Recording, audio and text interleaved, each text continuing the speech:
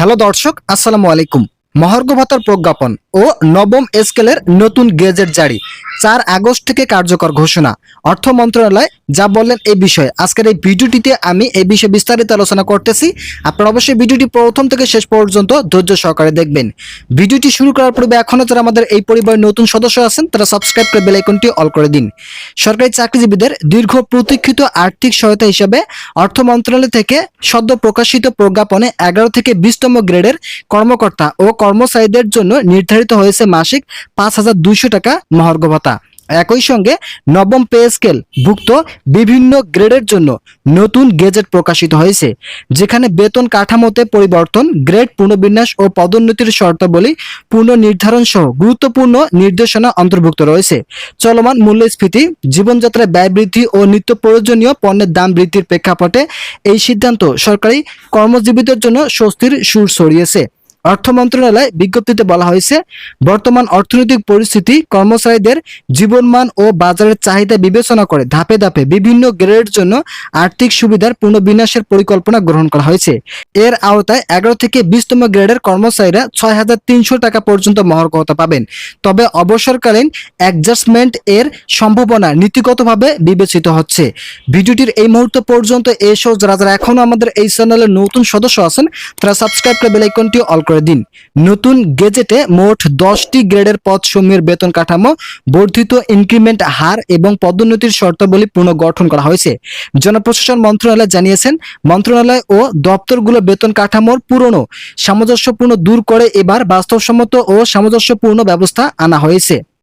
সরকারের এই পদক্ষেপের ফলে মাসিক অতিরিক্ত ব্যয় প্রায় 570 কোটি টাকা হতে পারে, যা বাজেট ও রাজস্ব প্রবাহ অনুসারে পরিচালনা করা সম্ভব হবে বলে মনে করছেন অর্থ মন্ত্রণালয়।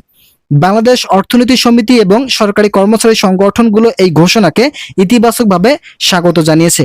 তবে তারা আরো বিভিন্ন দাবি তুলেছেন। 1 থেকে 10ম গ্রেডের কর্মীদের জন্য দ্রুত মহার্ঘ ভাতা নির্ধারণ করা উচিত, কারণ শুধুমাত্র নিম্ন গ্রেড এর সুবিধা দিলে প্রশাসনিক ভারসাম্যর সৃষ্টি হতে পারে। অবসরপ্রাপ্ত পেনশনভোগীদের জন্য বিভিন্ন ধরনের আলোচনা করা হয়েছে। এই বিষয়ে আলোচনা করার শুরুতে আমি আপনাদের কাছে আবারও বিনীতভাবে রিকোয়েস্ট করতেছি, এখনো যারা আমাদের এই চ্যানেলের নতুন সদস্য আছেন তারা সাবস্ক্রাইব করে বেল আইকনটি অল করে দিন, যাতে আমাদের এই চ্যানেল থেকে মহার্ঘ ভাতার গুরুত্বপূর্ণ আপডেট যেন মিস না হয়ে যায়। অবসরপ্রাপ্ত পেনশনভোগী কর্মকর্তারা যদিও সন্তুষ্ট এই বিষয়ে, তবে মহার্ঘ ভাতা থেকে সরাসরি উপকৃত না হয় কিছুটা হতাশা প্রকাশ করেছেন তারা দাবি জানিয়েছেন, পেনশনভোগীদের জন্য পৃথক গেজেটের মাধ্যমে মহার্ঘ ভাতা সমন্বয় করে জীবনযাত্রার খরচ সামাল দেওয়া হোক। জনপ্রশাসন সচিব এক বিবৃতিতে বলেছেন, সরকারি কর্মজীবী শ্রেণীর জীবনমান উন্নয়নকে সর্বোচ্চ গুরুত্ব দিচ্ছে, বিশেষ করে মাঠ প্রশাসন, শিক্ষা, স্বাস্থ্য, কৃষি ও নিরাপত্তা খাতে নিয়োজিতদের জন্য। সূত্রমতে এই গেজেট কার্যকর হলে 15 লক্ষ সরকারি চাকরিজীবী সরাসরি উপকৃত হবেন। যাদের বেতন কাঠামোতে উল্লেখযোগ্য পরিবর্তন আসবে তারা আর্থিকভাবে কিছুটা হলেও স্বস্তি অনুভব করবেন। চলমান 9.7% অধিক মূল্যস্ফীতি ও বাড়ি ভাড়া, জ্বালানি, খাদ্যপণ্য, চিকিৎসা ও শিক্ষা খাতে ব্যয়ের প্রবৃদ্ধি বিবেচনায় মহার্ঘ ভাতা পুনরায় চালুর দাবি স্পষ্ট হয়ে উঠেছে। তো ইতিমধ্যে এই বিষয়ে একটি প্রতিবেদন প্রকাশিত হয়েছে।